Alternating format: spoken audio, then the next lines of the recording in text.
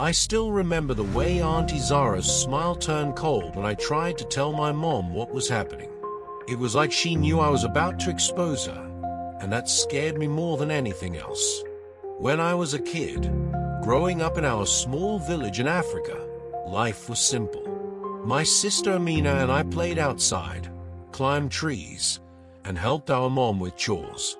But everything changed when Auntie Zara came to live with us after our uncle died. She seemed nice at first, always telling us stories and bringing gifts. But soon, things took a dark turn. I was just 7 years old when it happened for the first time. I was playing outside when Auntie Zara called me into her room. "Come here, Kofi.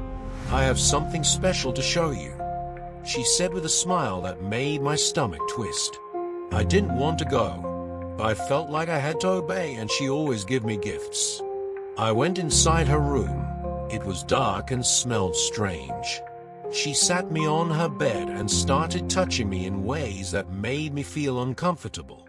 I screamed, but no sound came out because she closed my mouth and gave me many gifts, then threatened me not to speak out.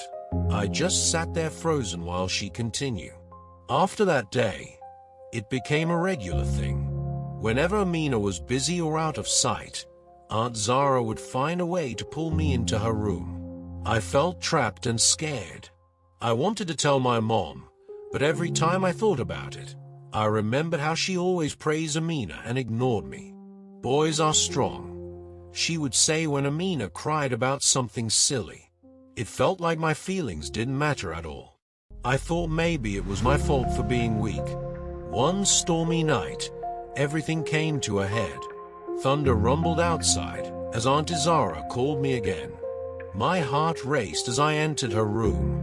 This time, the fear was overwhelming. "Let's play a game," she said with that same cold smile. But something inside me snapped. "No, I don't want to play anymore," I shouted, surprising myself with my own voice. Auntie Zara's smile disappeared, replaced by anger. "You wouldn't want to tell your mother what we do here," she hissed, leaning closer. "What would happen to Amina if you did?" That hit me hard. The thought of hurting my sister terrified me more than anything else. I ran out of her room and straight to Amina's side. She was reading in bed, and when she saw my face, she knew something was wrong.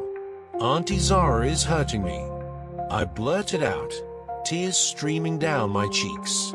Amina's eyes widened in shock. "We have to tell Mom," she said firmly. Together we went to our mother's room, shaking with fear but determined to speak the truth.